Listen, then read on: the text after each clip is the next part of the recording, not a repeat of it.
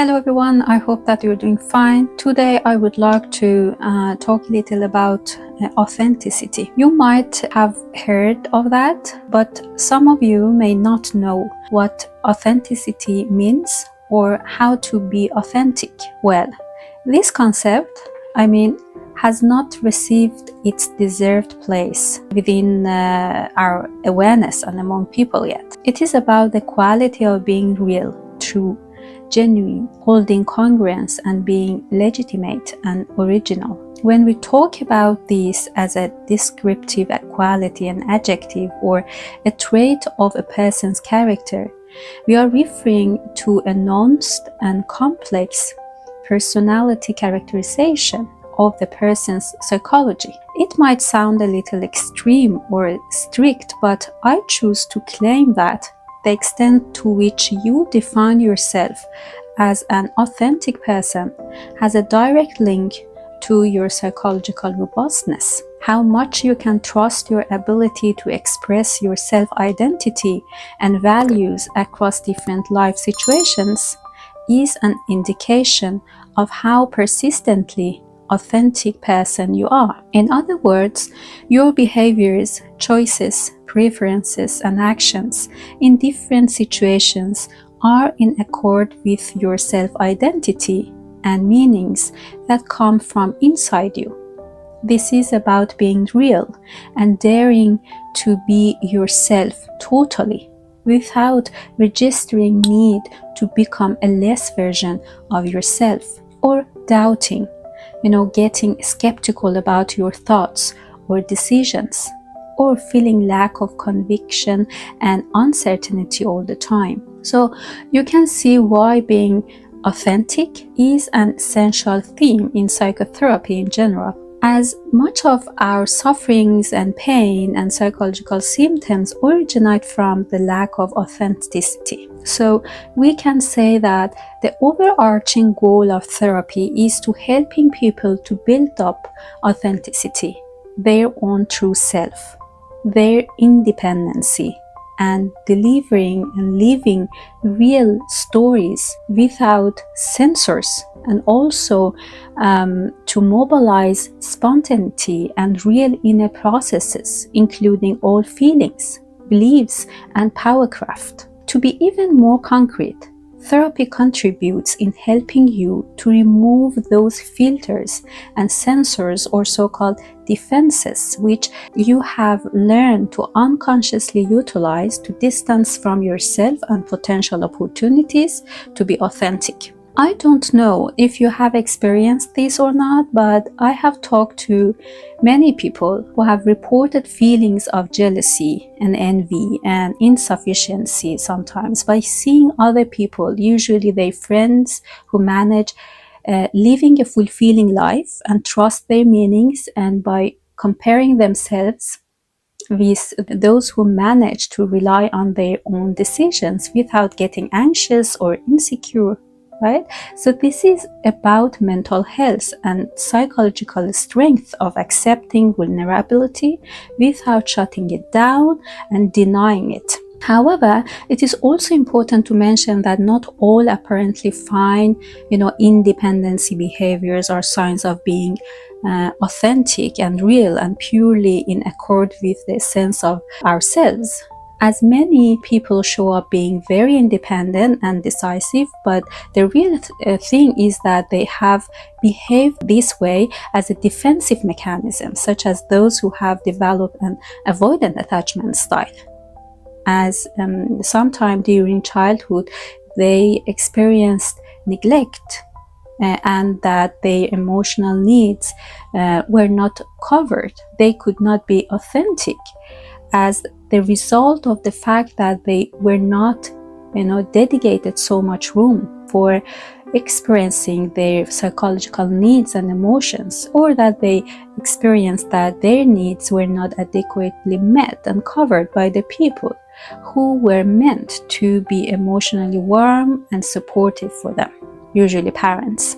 So when we say authentic, we refer to the fact that there are not used defenses or coping strategies to restrain us from being our true selves. We are authentic adults if we insist on our realities and decisions and not being scared of expressing our true selves. Also, this contradicts or is opposite to societal defined norms and expectations, right? So all of us have heard about some people's stories where we admire and respect persons who stick to their true meanings, even if it is discouraged by the majority of society, or it means to tolerate negative consequences, right? So we respect them since we know inside us that it demands a lot of courage to be congruent with our true selves. There are different explanations, why we develop inauthenticity. What happened to our lives which led us end up becoming inauthentic as persons? It can be a learned inward behavior in the sense that we have been conditioned to life situations that trigger a sense of insecurity or threat, that we have learned not being ourselves in order to get accepted by our families, groups, or among our friends. We may probably have had traumas and were criticized a lot, and now we avoid interactions and interpersonal communications which can potentially create fear of judgment or critique. Or if we must expose ourselves to these situations, we lessen ourselves and suppress our natural emotions, right? So some children can unfortunately get exposed to pressure from their parents, family dynamics and cultures they're raising in. It is much more important to take care of group harmony and dignity of our other people than themselves. So they are placed in predefined situations where their survivals and life quality are guaranteed by self-suppression, suppression of their nature. So it is not only about directly encouraging some behaviors or discouraging some feelings or actions, but some approaches in our parenting and cultures by which our children's authenticity get influenced are actually more common and quite widespread than that we can imagine. For example, when a kid does a healthy activity as he or she plays, dances, makes different experiences by just moving, discovering the surroundings, jumping, laughing, crying, and so on, it is important to let the kid do the way he or she once registers at the moment or experiences spontaneously. Many parents tend to interrupt children's natural experiences or authenticity development process by hindering or stopping them to do certain things or encouraging them to do other things that they considered as better or more appropriate.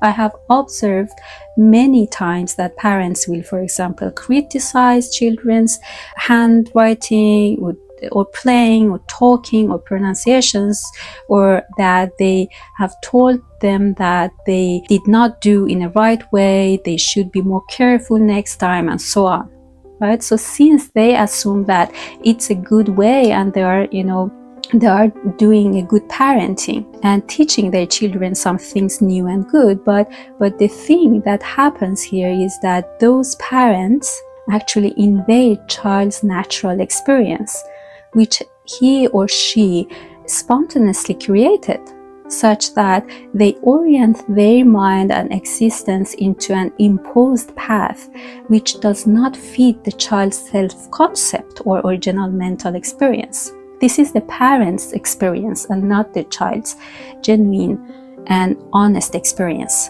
It will be the child's spurious experience. This is how the relationship of children with their environments will be shaped. They will tend to stop, pause, rethink, and become doubtful about their spontaneous self-concepts and reactions. That is why when you find yourself in a relationship that gives you, a feeling of comfort, in a sense that you feel that you can be yourself and connected with your body and your true values and feelings and self-identity, you feel that you are in a relational setting that represents a good match with you and your self-concept. Because your inner child has suddenly got the opportunity to be himself or herself without struggling with doubt and self-suppression. So you may see, the association between some not favorable traits such as hyperacity and inauthenticity, right? So let me share an experience from the therapy room. Perhaps some of you may relate at some point with this one.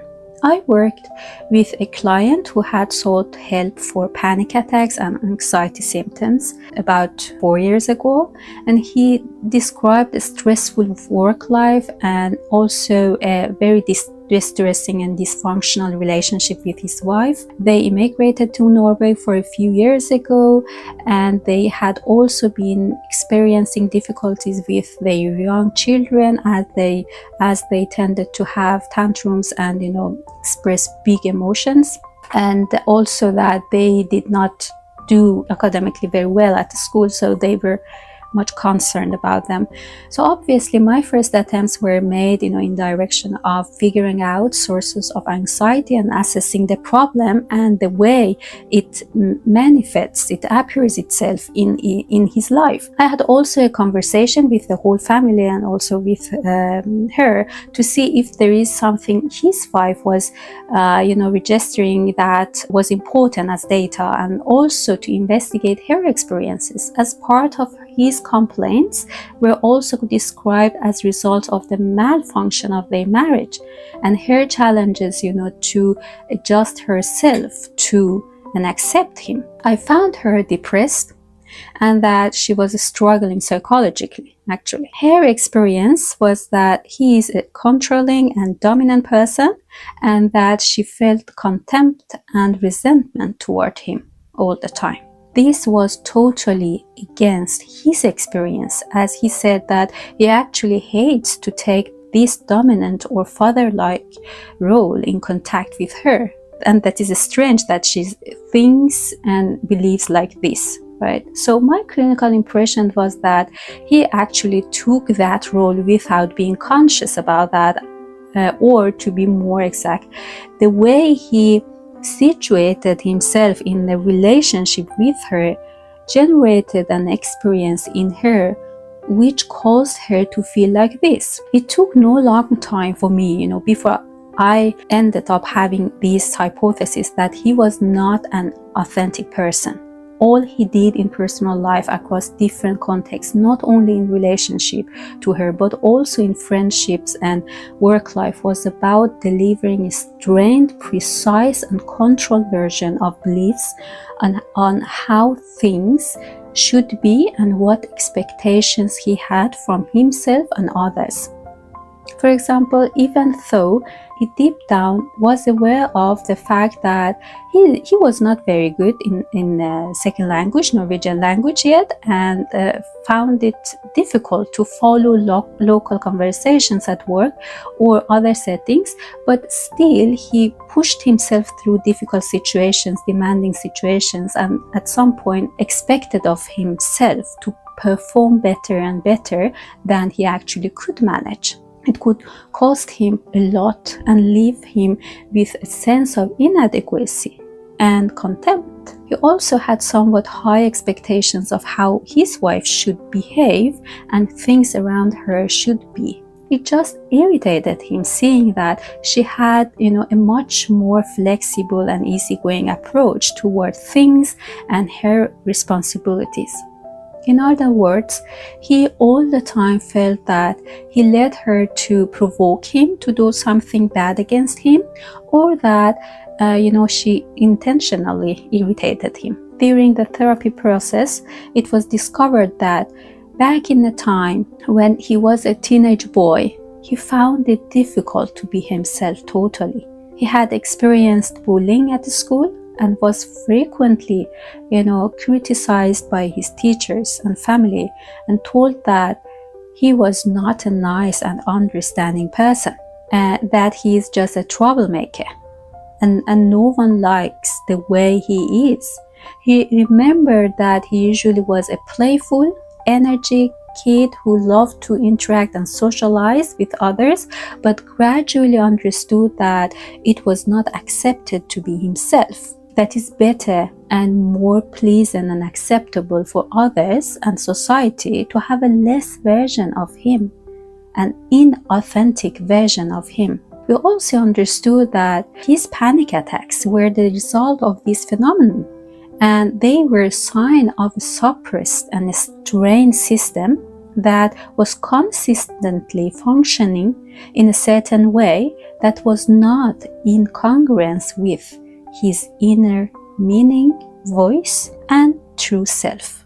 In a general level, I would say that women are more prone to difficulties and psychological outcomes due to suppressing themselves, as this is about societal expectations and demands that are imposed on them, such as caring roles, emotionally providers, in relationships as partners, or in parenting roles as mothers. In other words, our societies implicitly or even explicitly encourage inauthenticity, and makes women more prone to physical and psychological conditions. However, the biggest challenge is that when those of us who have lived an inauthentic life for a while and start breaking through and listening to our inner voices and come into contact with our desires and begin to introspect and recognize and acknowledge our deficiency or flaws and reassess our boundaries, may experience that this results in conflicts and misunderstanding in our relationships, as it will also cause distancing from our old patterns and roles to which other peoples were, habituated to and could resonate with, right? So we have to embrace authenticity and be connected with our bodies and selves.